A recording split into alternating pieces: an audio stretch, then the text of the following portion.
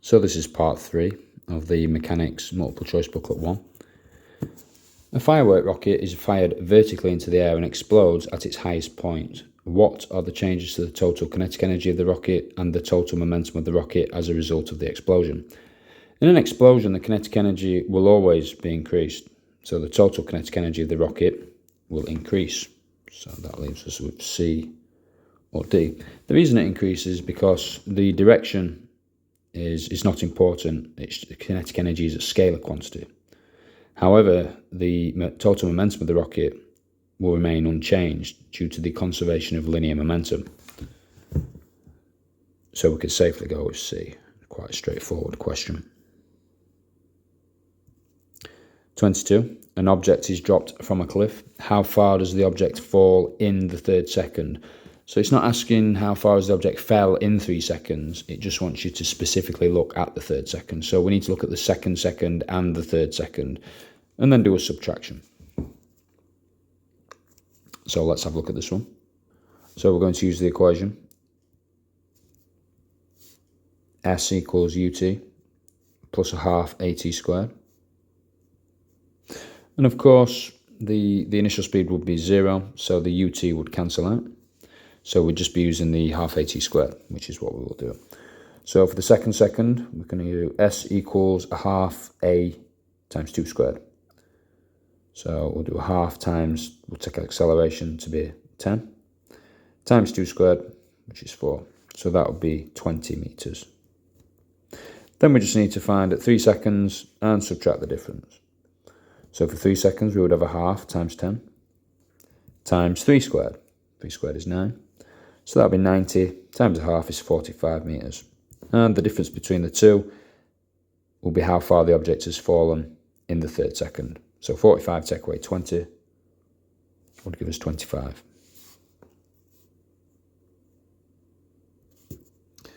Let's move on to the next question. Quite a tricky one, if you just wish to have a look at this one. An object is accelerated from rest by a constant force F for a time t, which graphs represent the variation of time with the change in the kinetic energy and the change in momentum of the object. So first of all, we'll deal with the momentum. So force is equal to the change in momentum divided by the change in time. So we can look at, if we've got a constant force, we can say that force times time equals the change in momentum. So under constant force, the relationship between momentum and time is direct proportional. So momentum is proportional to time. Which means if we plotted them on a graph, we would end up with a direct proportion gradient of 1. So the answer must either be A or C. So just move that back.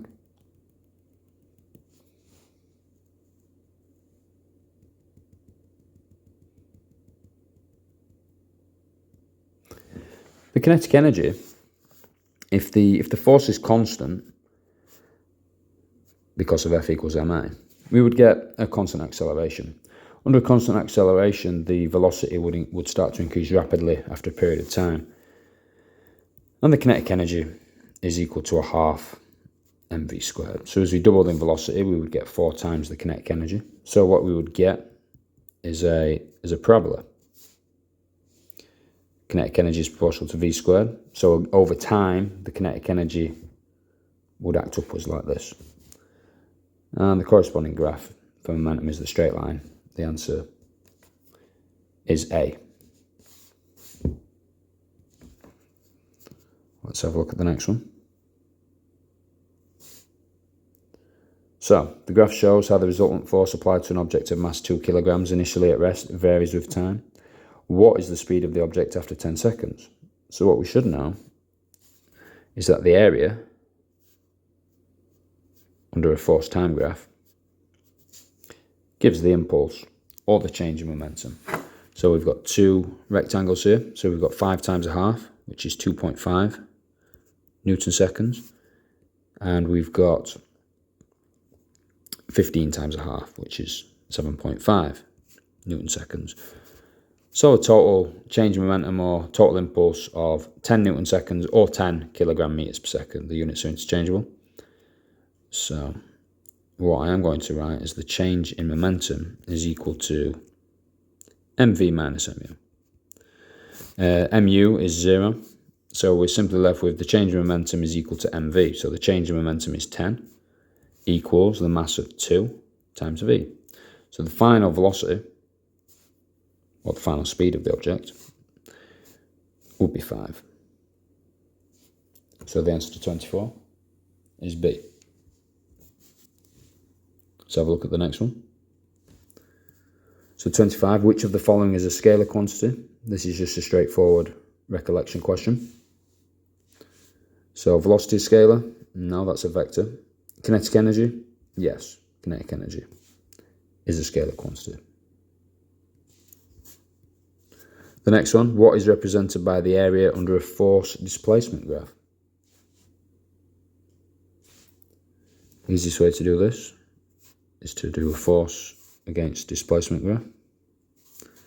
And if we just make something up, the area underneath it. So the area underneath it would be this rectangle, the area of this rectangle, which will be force times distance. And force times distance is work done. So the answer to 26 is simply C. Let's have a look at the next one.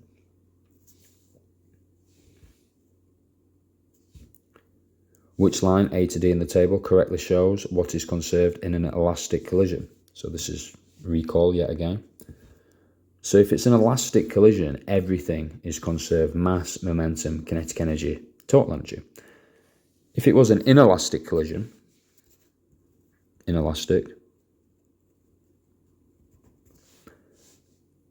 then everything will be conserved except for kinetic energy. So in this instance, it is elastic, so everything's conserved. So we'll go straight for D, for number 27. 28. In a test, a 500 kilogram car travelling at 10 meters per second hits a wall. The front 0.3 meters of the car crumples as the car is brought to rest. What is the average force on the car during the impact? So what we can do is calculate the kinetic energy of the car. So kinetic energy would be a half mv squared. So 0.5 times the mass, which is 500, times 10 squared, which is 100. So 100 times 500 times 0.5, put that in your calculator, is 25,000 joules.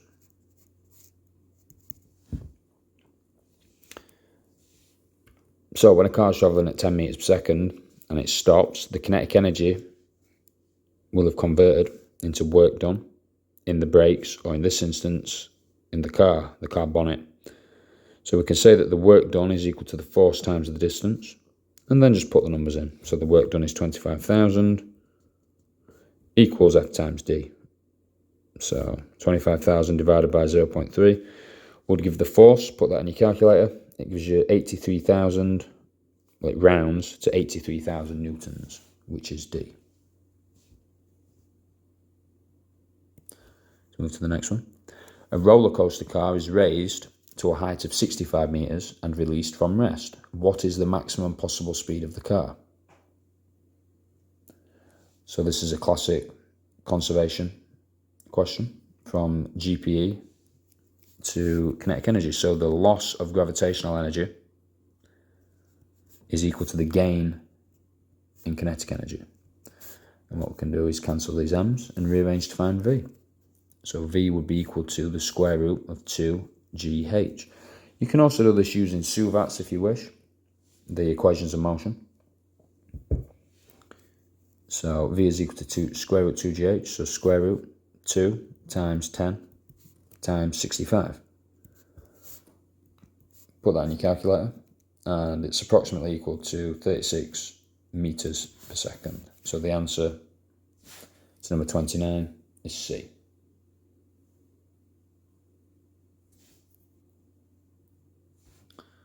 Let's move on. Let's do number 30. So which of the following is not a unit of power? So pretty straightforward. You could just look at this one straight away and think joule second. That's incorrect because power is the rate of transfer of energy. Power is energy divided by time. So it will be joules per second, not joule seconds. If you wish, you can check the others. So watt is correct because power is measured in watts. Newton meters per second. The Newton meter is work done. Work done is force times distance.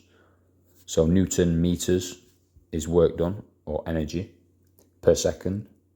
So this is also a unit of power. And the bottom one looks a little more convoluted, but that is simply power is energy divided by time, and energy is work done, which is force times distance. Force times distance over time.